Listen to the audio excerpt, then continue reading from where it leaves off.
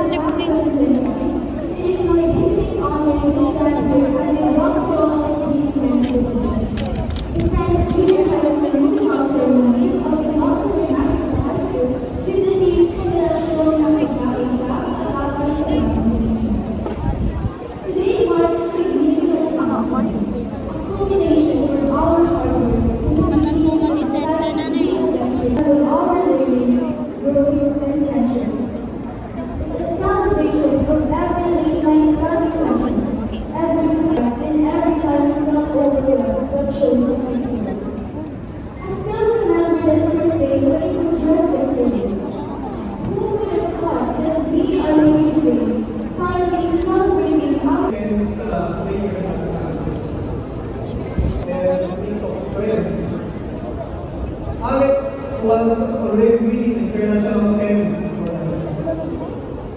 She trained hard every day, every single day, while still managing her studies, sacrificing parties, weekends, and all the usual stuff just the case for her. Now, imagine this. When you were probably reviewing for your exams or scrolling through social media, Alex was scheduling all the exams for the appointed family. They in front of the thousands represent the people's pride. Not because she was lucky, but because she was clever. So why telling you this? Because Alex was once just like you, young, full of dreams. I'm sure we're not to believe. But she believed in herself. Worked harder than most and stayed focused. Now, before I proceed, allow me to give a quick example in our island and in our gallery. Because we want to forget people like you, not just over but for the past decades, I've been doing this and students, people who speak the same language. But today is Asia. Today I'm speaking to a much younger and just as important group. So I practice to speak in a way that we can all understand each other, because this moment is about you. I want my message to reach your hearts and your ears. So again, today is a very special day. Kasi kayo namin, estudyante ka, po, grade 10, this is a milestone in your learning. I know you have worked hard to reach this point. And today is celebrating your achievements.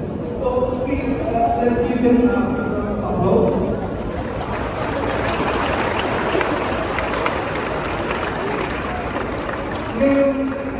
Ngayon ipalapit ko magkakayo amin that this is just the beginning.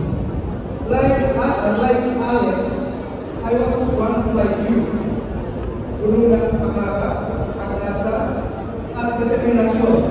Kasi may isang the same eagerness, aspirations, and questions of what the future holds. Today, I want to share my stories.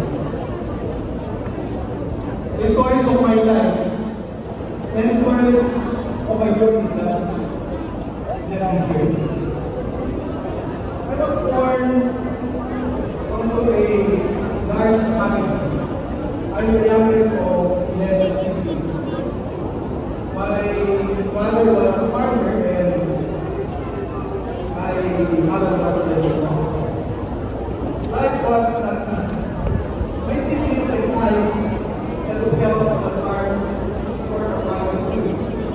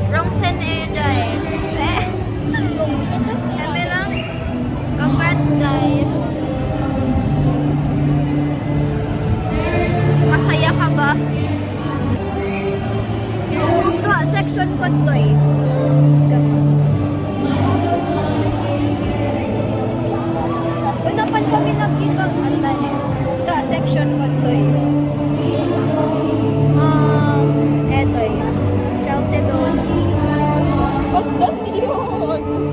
Diba? Uy, yun lang naman yun. Aba, mga na yung classmate ka ko. Feel ko classmate ka. Yung kanyang feeling ko. Feel ko classmate na karon. Basta ito yung kanya, siya si Tony. Or eto yun. Sana masaya ka na Uy, kinongrats react na na ka. ka. Yak? The act. The actor. Aming nga social media. Kinongrats na kita, be. Ano, ako na nag-first move.